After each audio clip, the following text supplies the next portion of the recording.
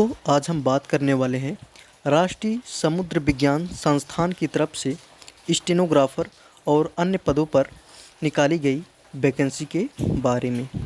दोस्तों, ये जो वैकेंसी हमारी निकाली गई है CSIR national institute of oceanography से निकाली गई है। इसका जो मुख्यालय है वो गोवा में है, दोना पाउला में। आप लोग यहाँ पर देख सकते हैं, इसका जो नोटिफिकेशन निकाला गया है 26/5/2025 को सुबह 9 बजे निकाला गया है और 24/6/2025 को रात के 11:59 पर इसका लास्ट डेट रहने वाला है। यानी कि इस फॉर्म को 24/6/2025 के बाद अप्लाई नहीं किया जा सकता है, वो उसका डेडलाइन है।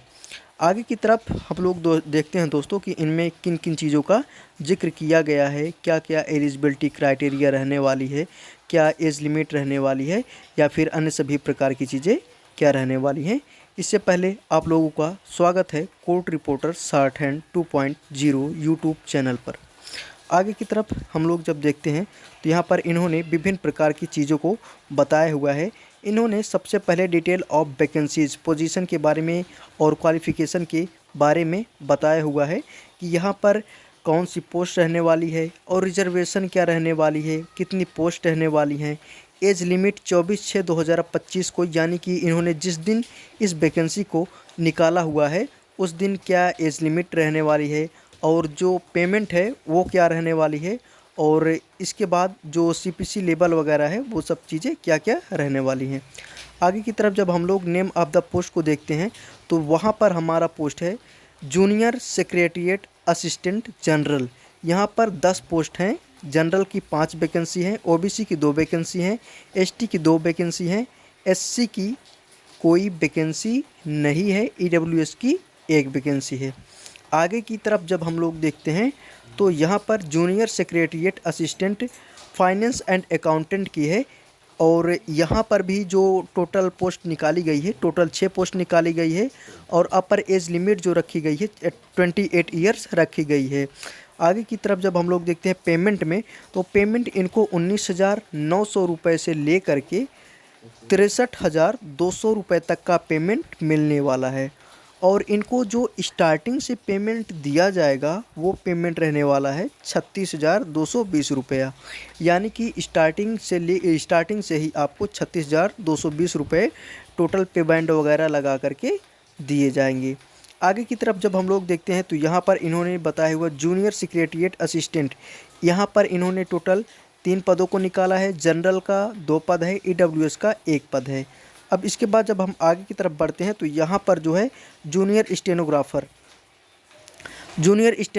की आप लोग यहाँ पर देख सकते हैं, इन्होंने टोटल 6 पदों पर जो है भर्ती को निकाला हुआ है और इसके लिए इन्होंने जो एज लिमिट रखा हुआ है 27 वर्ष एज लिमिट रखा हुआ है और ये ग्रुप C की नॉन गजटेड पोस्ट रहने वाली है।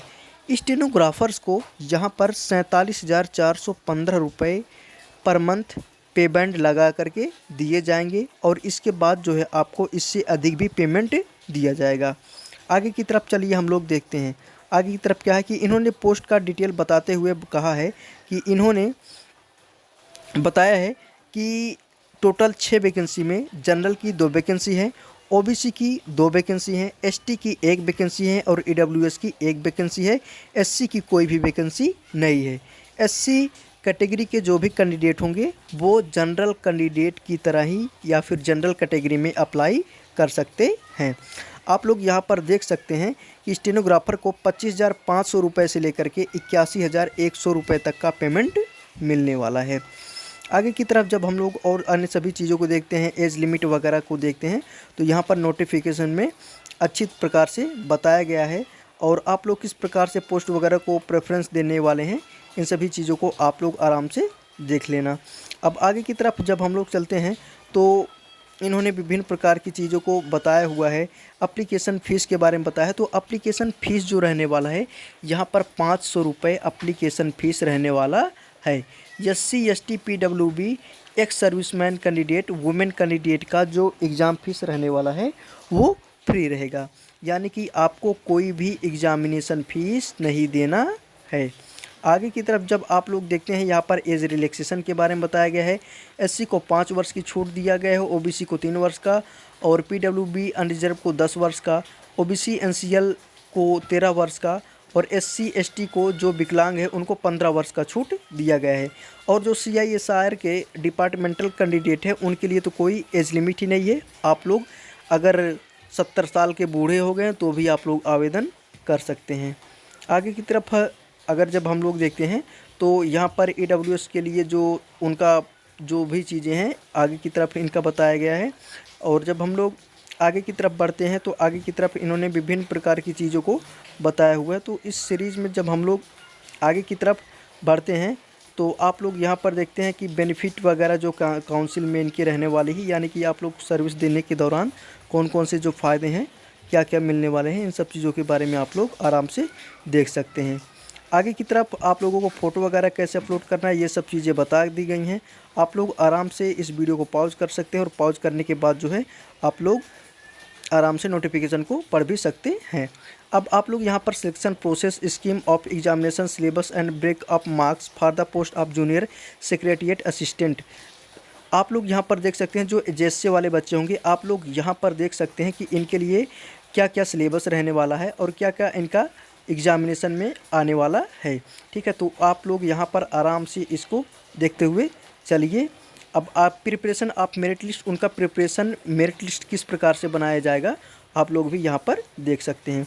आगे की तरफ जब हम लोग देखते हैं तो यहाँ पर इन्होंने स्कीम के बारे में बताया हुआ है, सिलेक्शन प्रोसेस किस प्रकार से हुआ है, तो आप लोग देख सकते हैं। तो इसके बाद जब हम लोग आगे तरफ बढ़ते हैं तो उन्होंने selection process, scheme of examination, syllabus and breakup marks of for the post of junior stenographer, यानी कि स्टेनोग्राफर के पोस्ट के लिए इन्होंने सभी चीज़ों को बताया हुआ है। तो इन्होंने बताया कि इनका जो एग्जामिनेशन होने वाला है, इनका एग्जामिनेशन ऑनलाइन मोड में या फिर ऑफलाइन मोड में OMR बेस्ड एग्ज़ाम हो सकता है। और जो क्वेश्चन होंगे वे इंग्लिश लैंग्वेज को छोड़ करके, यानी कि इंग्लिश भाषा को छोड़ करके, अंग्रेजी भाषा को छोड़ करके आपके क्वेश्चन पेपर जो होंगे वो हिंदी और इंग्लिश दोनों में सेट किए जाएंगे। ठीक है, यानी कि अगर आप लोग हिंदी भाषी हैं तो आपका जो इंग्लिश का पेपर रहेगा वो इंग्लिश लैंग्वेज में ही रहेगा, बाकी का पूरा आपका पोर्शन हिंदी में मिलने वाला है। स्टैंडर्ड ऑफ एग्जामिनेशन की अगर बात करते तो आपको 10+2 यानी कि 12th लेवल का ये एग्ज़ाम रहने वाला है। टोटल 200 क्वेश्चन आएंगे, 2 घंटे में आप लोगों को सॉल्व करना रहेगा।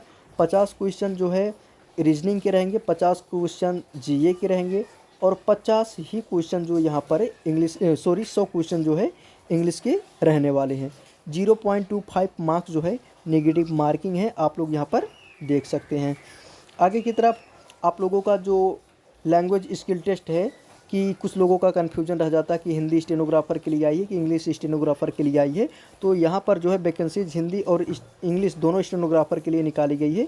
तो हिंदी के लिए जो यहाँ है, यहाँ पर 65 मिनट का टाइपिंग के लिए टाइम दिया जाएगा और इंग्लिश के लिए 50 मिनट का टाइपिंग दिया जाएगा। और आपको 80 वर्ड पर मिनट की स्पीड से एक डिक्टेशन बोला जाएगा जो कि आप लोगों को क्लियर करना होगा, जो कि बिल्कुल क्वालिफाइंग नेचर का होगा। इसके बाद आप लोगों का मेरिट लिस्ट बनाएगा। मेरिट लिस्ट बनाने के बाद जो है आप लोगों का सिलेक्शन यहाँ पर होने वाला है। तो आप लोगों को किस प्रकार से अप्लाई करना है, आप लोग यहाँ पर इनकी ऑफिशियल वेबसाइट देख सकते हैं। इनकी ऑफिशियल वेबसाइट पर जा कर के ऑनलाइन आवेदन कर सकते हैं या फिर इस वीडियो के डिस्क्रिप्शन बॉक्स में आवेदन करने की लिंक दे दी जाएगी, आप लोग वहाँ से भी ऑनलाइन आवेदन कर सकते हैं। धन्यवाद दोस्तों, मिलते हैं स्टेनोग्राफर की और विभिन्न प्रकार की वैकेंसीज़ के बारे में नई जानकारी के साथ। तब तक के लिए धन्यवाद।